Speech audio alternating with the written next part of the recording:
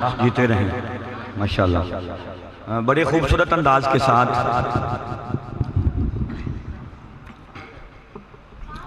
جناب حافظ محمد عیسیٰ صاحب حضور کی بارگاہ میں نذرانہ عقیدت پیش کرنے کی سعادت حاصل فرما رہے تھے۔ اب جتنا شیڈول ہم نے مختصر بنایا تھا کہ بس خطیب اور نعت خوان، اور یقیناً یہ ہمارے گاؤں کا سرمایہ ہے کہ اللہ قاری صاحب کا حکم ہے۔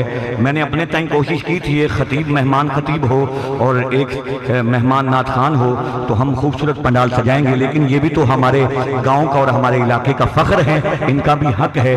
جو دوست آئے ہیں سب کی حاضری حضور کی بارگاہ میں ہونی چاہیے۔ میں فی الوقت سر دست آپ کے گاؤں کی اور مسجد حاضہ کی بڑی خوبصورت آواز جو بچپن سے ہی ہم لوگ سن رہے ہیں، بچپن سے ہی سنیتی آ رہے ہیں، اور مجھ جیسے بھی نعت خوان بن گئے سن کے اس مسجد سے ایک ہی آواز بلند ہوتی تھی، یا مصطفیٰ خیر الورا، آقا تیرے جیا کوئی نہیں، تو پھر کیوں نہ کہوں اس اعتقاد پہ میرے مسکین بھائیوں، کبھی کبھار آپ بھی کہہ دو سبحان اللہ۔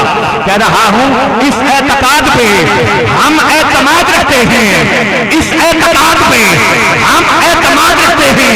اگلا مصرع امجد بھٹی زور سے نہ بولے گا، لگائیے گا اپنے زمین کی عدالت، اگر دل بولے تو تاج امجد بھٹی کا حق ہوگا۔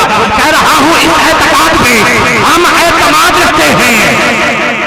حضور اپنے غلاموں کو یاد رکھتے ہیں، حضور اپنے غلاموں کو یاد رکھتے ہیں۔ بھائی ہم اپنا معیار زمانے سے جدا رکھتے ہیں، ہم تو محبوب بھی محبوب خدا رکھتے ہیں، ہم تو محبوب بھی محبوب خدا رکھتے ہیں، کیونکہ محبوب خدا سید و سرور کے برابر، ارے لاؤ تو کوئی میرے پیغمبر کے برابر، ارے لاکھوں ہیں لاکھوں ہیں، زمانے میں سکندر کے برابر، پراکا کوئی نہیں تیرے نوکر کے برابر، پراکا کوئی نہیں تیرے نوکر کے برابر، لاکھوں ہیں زمانے میں سکندر کے برابر، ہوگا نہ ہوا ہے کوئی حیدر کے برابر، ہوگا نہ ہوا ہے۔